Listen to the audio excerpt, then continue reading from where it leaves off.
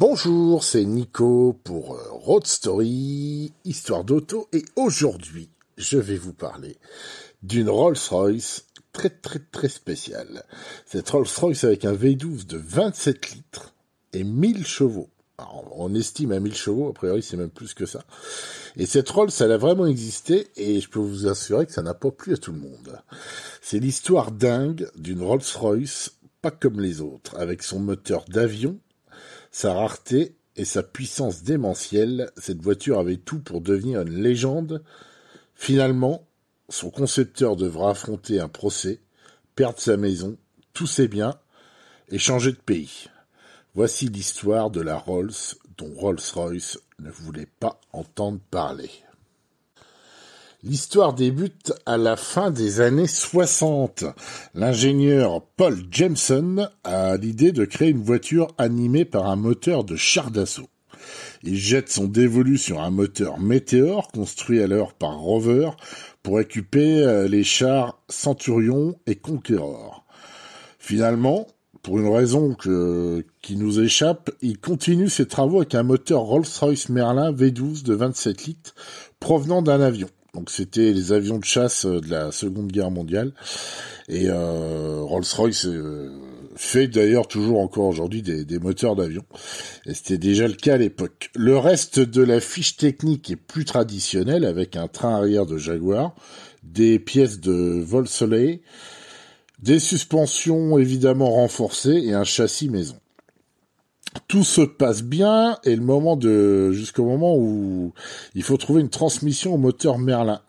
Après avoir détruit un paquet de boîtes de vitesse et d'embrayage, Jameson devient officiellement chef 4 étoiles spécialisé en salade de pignons.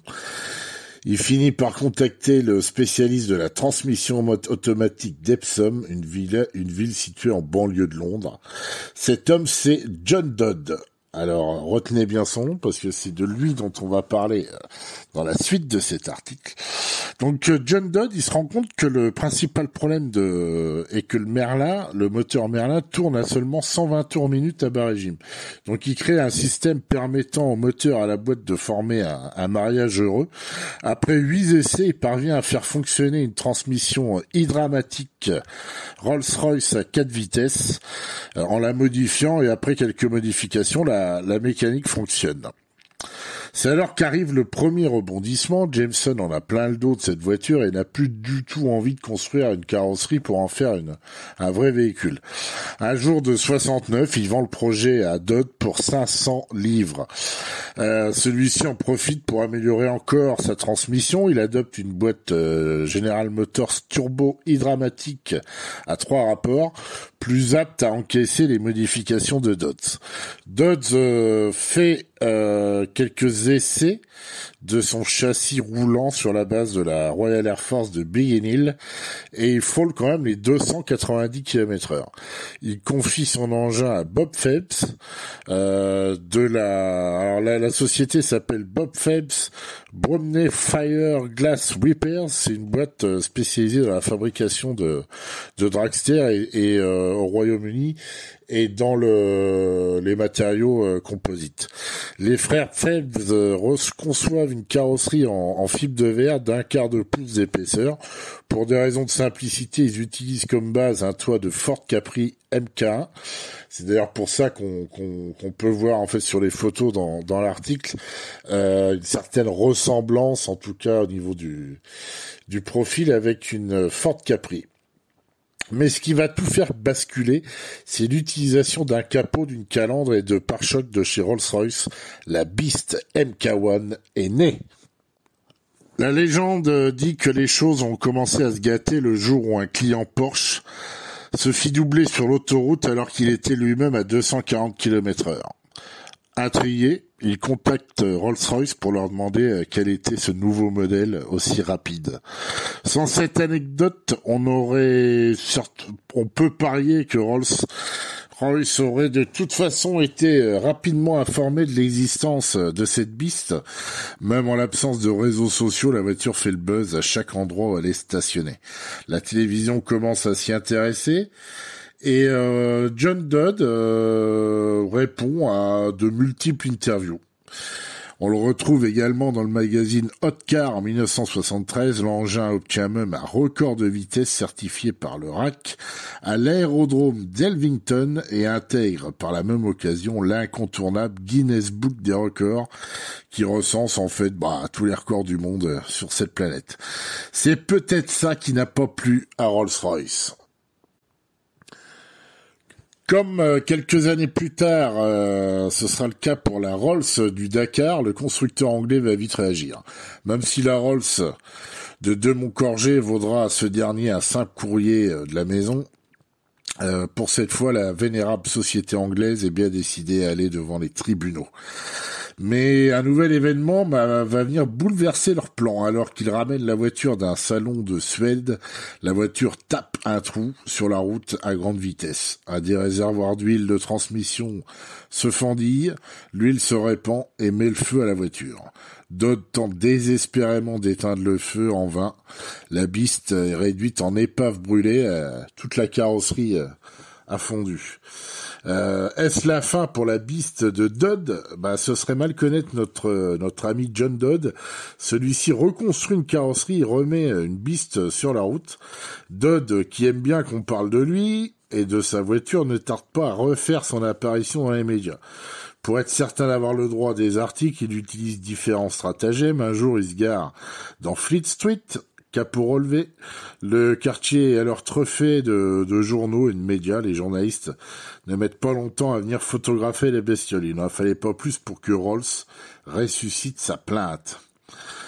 Dodd est convoqué devant la haute cour de justice pour violation de marque. Donc c'est Rolls-Royce qui porte plainte pour l'utilisation non autorisée de la calandre de Rolls. Pour bien marquer les esprits, il se pointe à l'audience chaque jour au volant de la voiture en question et se gare juste devant l'entrée du tribunal. Les représentants de Rolls-Royce, eux, stationnent de l'autre côté de la rue avec une vraie Rolls immatriculée RR1. Le plus drôle, c'est qu'ils se sont fait embarquer la Rolls pour stationnement gênant alors que la Beast est toujours là, racontera Dodd un peu plus tard. Devant l'attitude provocante de son client, l'avocat de Dodd démissionne, accusant ce dernier de ridiculiser la haute cour de justice de son pays. Il faut avouer que John Dodd y va un peu fort, non content de stationner l'objet du crime devant le tribunal chaque matin, il porte un pull avec le logo Rolls-Royce à l'audience.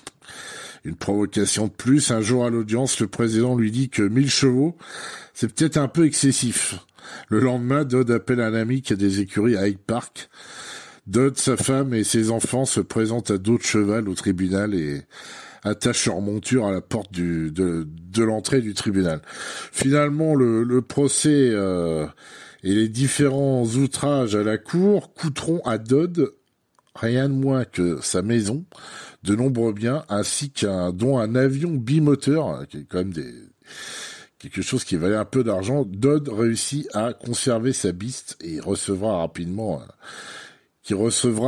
une grille de calandre de remplacement portant ses initiales. Mais Dodd a tout perdu, y compris le droit d'apposer une calandre Rolls-Royce sur sa voiture. Il racontera plus tard, il est parti en exil, carrément. Il dit heureusement que j'étais plutôt habile avec les boîtes de vitesse quand j'ai tout perdu, je suis parti avec ma femme et enfants en Espagne pour tout recommencer à zéro. Maintenant, je sais faire de la planche à voile. Donc effectivement, notre ami John Dodd, aujourd'hui âgé de 90 ans, passe toujours ses journées à reconditionner des boîtes de vitesse de Rolls ou de Bentley dans son atelier de Malaga. Et la Beast, elle roule toujours et elle fait même figure de star locale. Donc Dodd la sort de temps en temps, il roule de temps en temps avec mais bon, les occasions se font de plus en plus rares et avec une consommation de 115 litres au 100, notre ami n'a pas envie de rouler au quotidien avec. En tout cas, il semblerait que John Dodd soit toujours en vie et il habite à Malaga dans un atelier de boîtes de vitesse. Vous pouvez retrouver cette histoire et beaucoup d'autres avec des vidéos, des photos et tout ce qui va bien sur le site histo-auto road.com ou road-story.com. Et puis, merci de nous lire et de nous écouter. À très bientôt.